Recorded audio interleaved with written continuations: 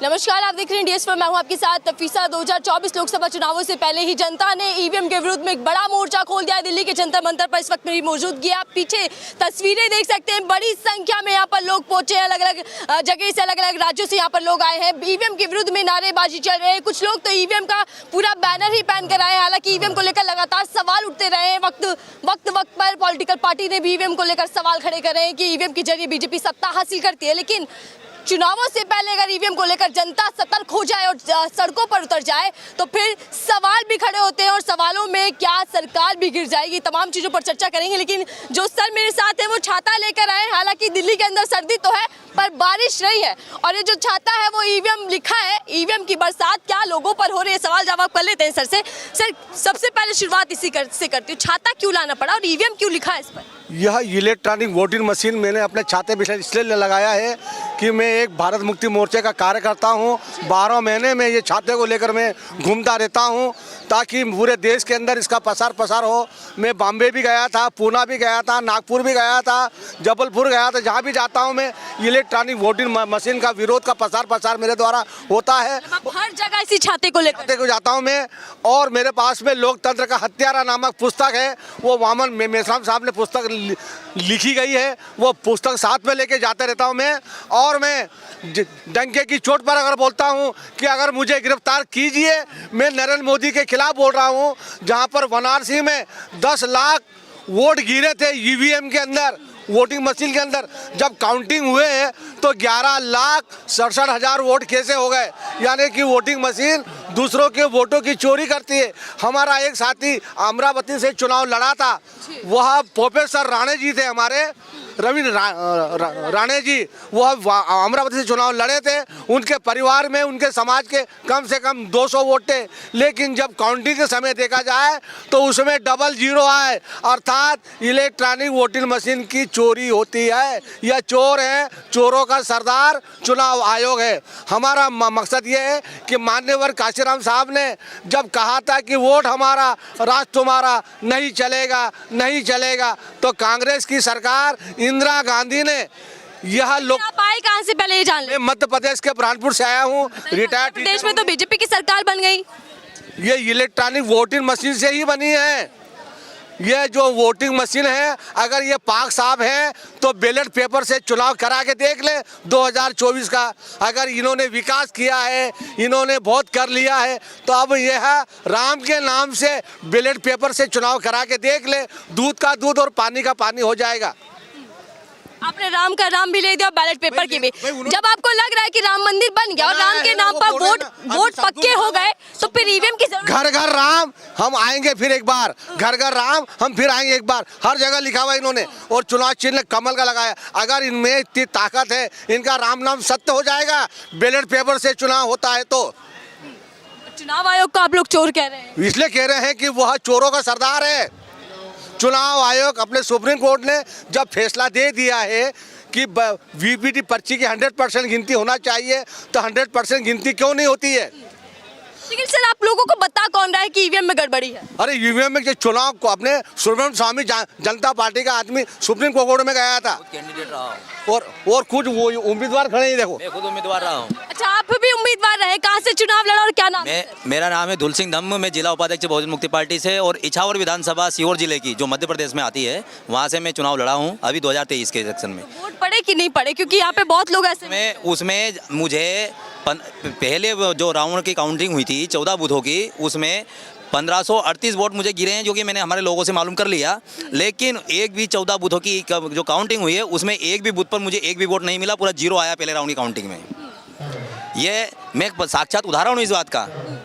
तो इस बात से, और कई वोट, मतलब हर राउंड में मेरे वोट कटे हैं, जबकि वोट डाले हमारे लोगों ने। कार्यकर्ता कह रहे हैं कि हमने वोट दिया है, फिर वोट गए कहाँ? इसका मतलब ईवीएम में हमारे वोट की चोरी हुई है। बहुजन मुक्ति पार्टी से मैं खुद उम्मीदवार रहा हूं अभी 2023। उदाहरण दे रहे हैं, ऐसे कई उदाहरण चुनाव आयोग तक पहुंचे, लेकिन शिकायतों पर तो कोई एक्शन नहीं हुआ सर।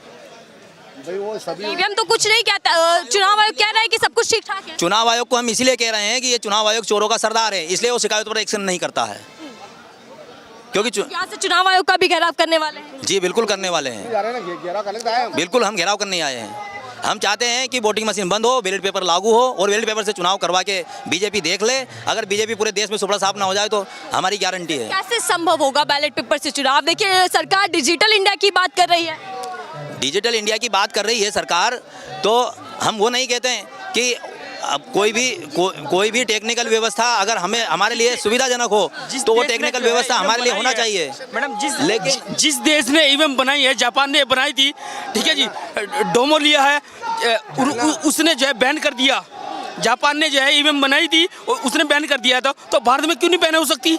ठीक, जब हर जगह घोटाले हुए। मैं सहारनपुर से मैं पीयूष गौतम हूँ।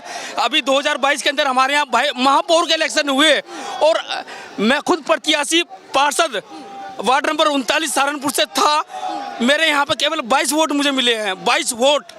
चलिए, दोनों ही प्रत्याशी मेरे साथ खड़े और जो कह रहे हैं कि ईवीएम में वोटिंग इनके पक्ष में नहीं दिखाई दी, ऐसा भी कह रहे हैं। कई उदाहरण ऐसे आते हैं वोटों की चोरी और आप कह रहे हैं चुनाव आयोग चोर है। ये बैनर भी डाल दिया कि गांव-गांव में शोर है।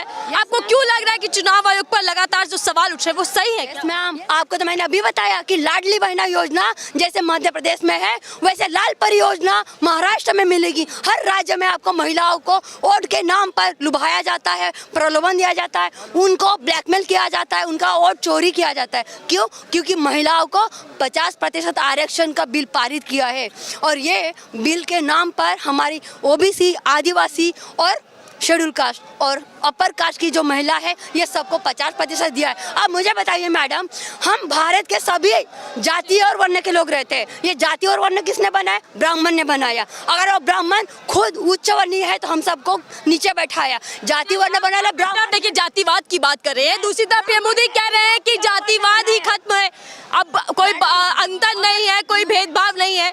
जब बराबरी की बात पीएम मोदी कर रहे हैं, सबको साथ सबको विकास की बात कर रहे हैं, फिर क्यों विरोध? पर फिर हमारे मणिपुर की महिलाओं को अन्याय अत्याचार हुआ, गैंग रेप हुआ, उस महिला को क्यों नहीं न्याय दिया? निर्भया को क्यों न्याय दिया? मुझे बताइए, इस देश में भेदभाव क्यों होता है महिलाओं के साथ? आज ईवीएम पर क्यों हल्ला बोल रही है? जी, बेटी बढ़ाओ बेटी बचाओ, बेटी पढ़ाओ बेटी बचाओ। हर घर में बेटियों को पढ़ाया जाता है और क्या कहा जाता है कि सुरक्षित हो। हमारी छोटी बच्चियों को भी घर के बाहर निकलने के लिए हमें डर लगता है। तो हम सबका मुद्दा यही है, ये घोटाले की सरकार है, ये भेदभाव करते हैं हमारी बहू बेटियों को, जाति और वर्ण के नाम पर भेदभाव करती है और ये घोटाले की सरकार ईवीएम मशीन के माध्यम से जीत के आती है। सर, ये क्यों बैन करा है ईवीएम को लेकर?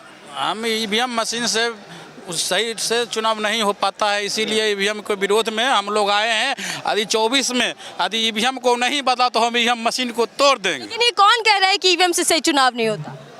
कौन कह रहे हैं? जो सुप्रीम कोर्ट कह रही है, सुप्रीम कोर्ट कह रही है चुनाव आयोग चोर है। काहे कि 2014 ही में है, 2014 में रिपोर्ट आया है सर। सुप्रीम कोर्ट से बड़ा चुनाव आयोग है।